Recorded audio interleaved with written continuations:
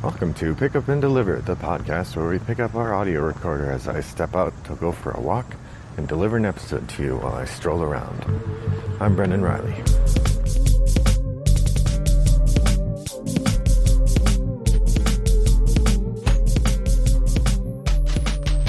Good morning, listeners. It's about 7:30 on a Friday morning, August 3rd.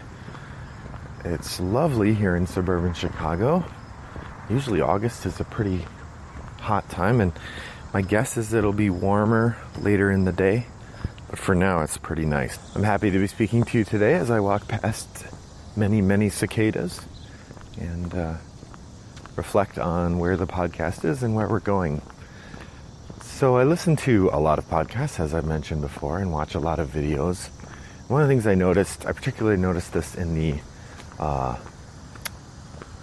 the Secret Cabal podcast, the last one of those that I listened to. There were two moments during the episode where Jamie, the main voice behind the Secret Cabal, or the narrator at least, the leader, he takes a couple minutes to do what they call the Founders Update and an update for their Kickstarter backers, both of which kind of give listeners a sense of where the community is and what they're doing.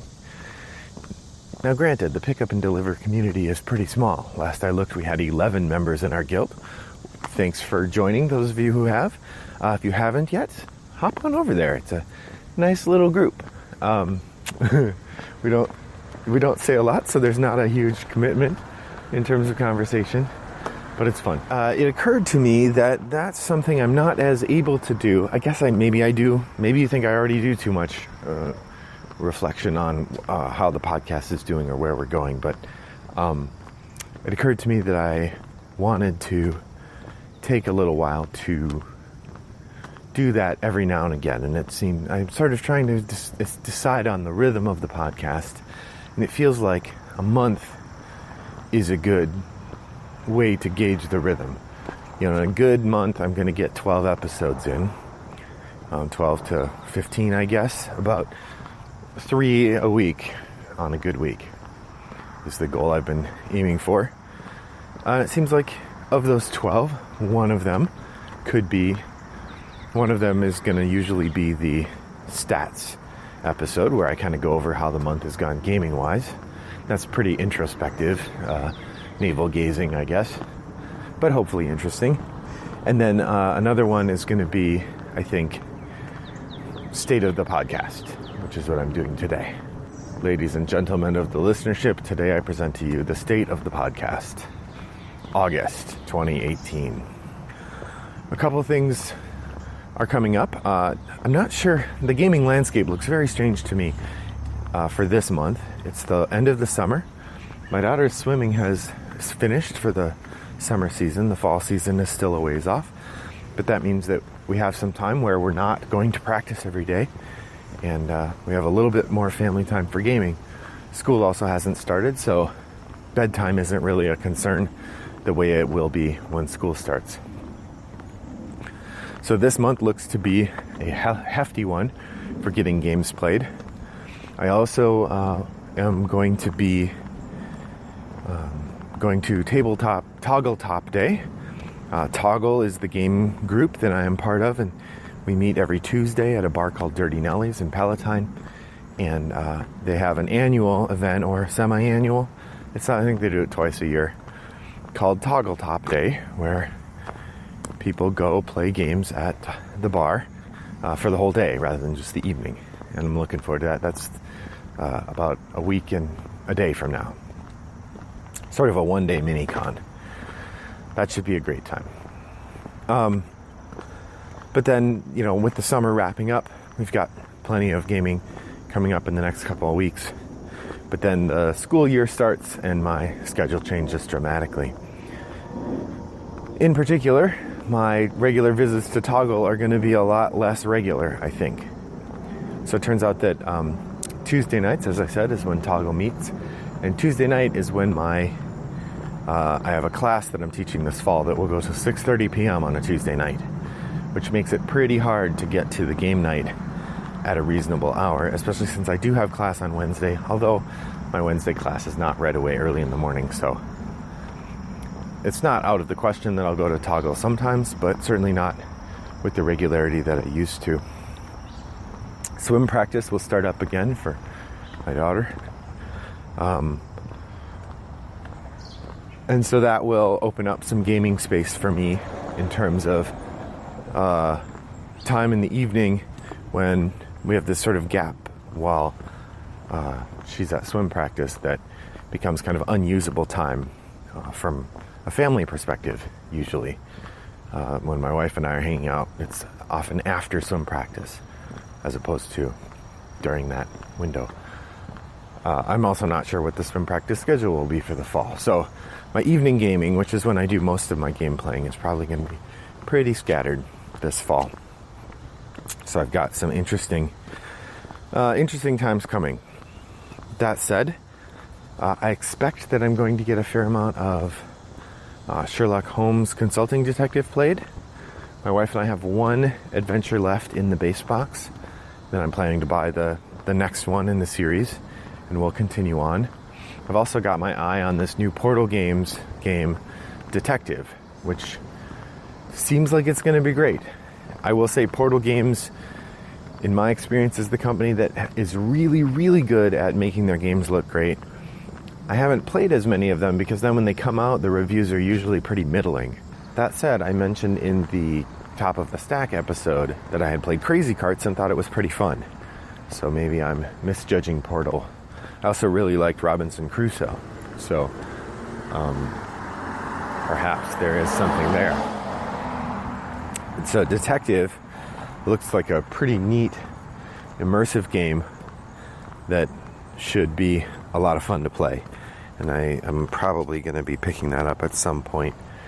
Although we'll see whether it sells out right away or not. The Arkham Horror card game is definitely going to be on my list. As I said in my Top of the Stack thing, my goal is to get started playing that again. That means I need to get it out and go through it again. I'll probably replay the initial scenario because it'll help remind me of the mechanisms and get into the flow of the game before I dive into the first adventure. I suspect we're going to have a little bit less time for Gloomhaven come the fall, which is a bummer. We're really enjoying that. Here's a query for the listeners. Would you be interested in a Message from the Deep episode about Gloomhaven? Here's my thoughts on the matter, at least as I considered doing one. A reminder for new listeners, Message from the Deep is kind of the opposite of my Shooting from the Hip episodes. Shooting from the Hip is where I play a game once or twice and then I give my initial thoughts on it. Message from the Deep would be a game where I've played it many times, probably 5 or more, maybe 10. It'd be close, probably the closest thing I get to a review in this podcast, but I don't really want to do reviews. So I would see it more as a kind of highlighting of highs and lows without the kind of evaluative or recommendatory advice that usually comes at the end of a review. So my thinking on Gloomhaven, if you look at my list of all-time most played games, Gloomhaven's probably in the top 5 now. We're approaching 20 times 20 plays or more, and that's certainly my most played game for games that take more than an hour. I've played hundreds of games of Netrunner, but the number drops precipitously after that for any game that takes more than a half an hour. And so I feel like I can give a lot of idea about Gloomhaven, although we're hardly anywhere in the campaign. I would say it looks like we're maybe 10 or 15% through the scenario book, which is weird because we have barely cracked open the different characters that are available. So we may end up going through the scenarios again, I guess, which will be interesting because we are playing it more like a legacy game. We're tearing up cards when it says to. We're putting stickers on the board. We did not buy the removable sticker set. So when we're done, we're done. But we may also be tired of it by then. It's taken us 6 months to get 10 or 15% through the game, or what I think is about 10 or 15% through, which means that we're looking at 9 more sets of 6 months or 4.5 more years just to get through the base content. And then I'm sure by then more expansions than the one being announced this year will be out. And I'm surely going to be buying all of those. So it's far more likely that we'll get tired of Gloomhaven, or that my daughter will go away to college. Oh, wow. I hadn't really thought about it that way, but maybe. Or maybe I'm underestimating how far we've gotten. It just seems like there's an awful lot left in that adventure book that we haven't even started with. So that's Gloomhaven. This fall also marks a significant uptick in activity for Rattlebox Games. I think I've mentioned offhandedly that my second job is ending. I'm a professor, but I also help run an academic organization, which has been fun and interesting, but is coming to an end. That'll end at the end of August. And so my time commitment for that will go away. And admittedly, I'll be teaching again at a full clip, so theoretically there should be some balance there, but in reality this academic organization job takes up more time than it should, given the way I've supposedly divided my professional life. The result of that is that we then have more room for doing stuff with my game design company, Rattlebox Games, which I intend to do. As I mentioned before, we have a game we're bringing to Kickstarter as soon as we can. We have another game hopefully slated for the fall, although that will just depend on our ability to get reviews and that sort of thing. So, looking forward to getting to divert my energy there a little bit and moving forward on all of those things. In the professional life, I'll also be working on some articles and working on a book, so plenty to do there. So, I'm not really sure how we're doing in terms of listenership. I haven't been doing much promoting of the podcast on BoardGameGeek or anywhere else. That's probably something I could be doing a little bit more with. I'm interested from viewers to hear where you think we should be going, or if there are things I should be doing differently. Looking at the overall arc of the podcast, it's been really enjoyable to do, and I think the project has a lot of legs in it yet. It's interesting to produce a short podcast at such velocity that my podcast episode number is climbing really fast. We're not very far away from 100, but it seems silly to do anything more than a note at the beginning of the episode that we're celebrating 100 because it's moved so fast. It would be one thing to spend 2 years building an audience and then say, wow, we're at episode 100. It's another thing entirely to spend 3.5 months and then be at episode 100. That said, it's sort of fun to be approaching it, and I'm looking forward to continuing to talk to you all. I am also interested, of course, to hear what thoughts you have about what kinds of things would you like me to talk about. Do you want me to talk more in depth about games I like? Is it topics of the day that are interesting? Should I do more sort of brainstorming episodes where I'm talking about possible game designs? What kinds of things of the episodes we've done so far have you enjoyed? And where do you see the podcast going? I think those are going to be regular questions for the state of the podcast episodes in the future.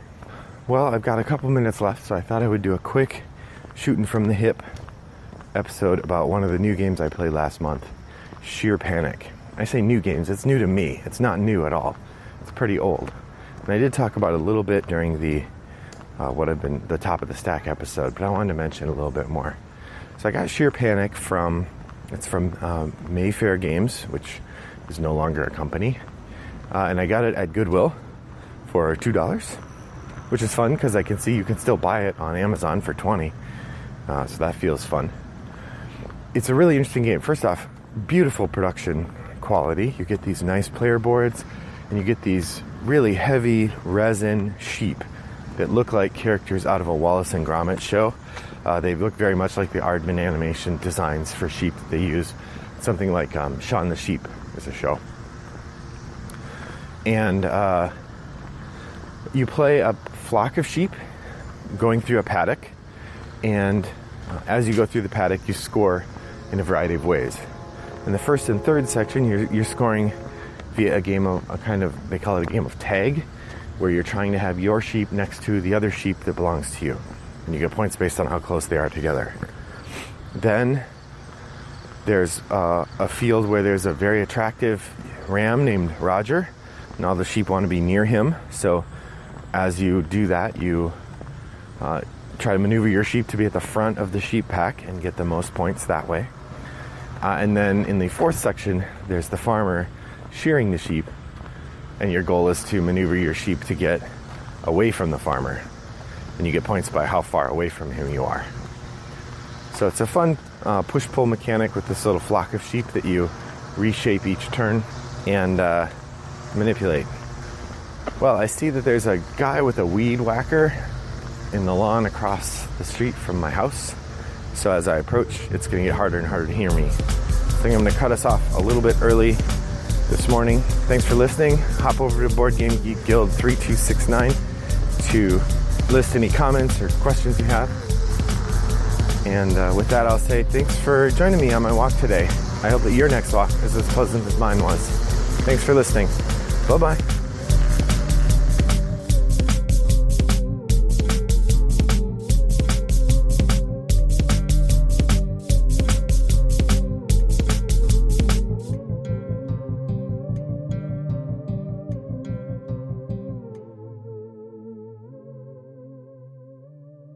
He's shown the sheep, he's shown the sheep.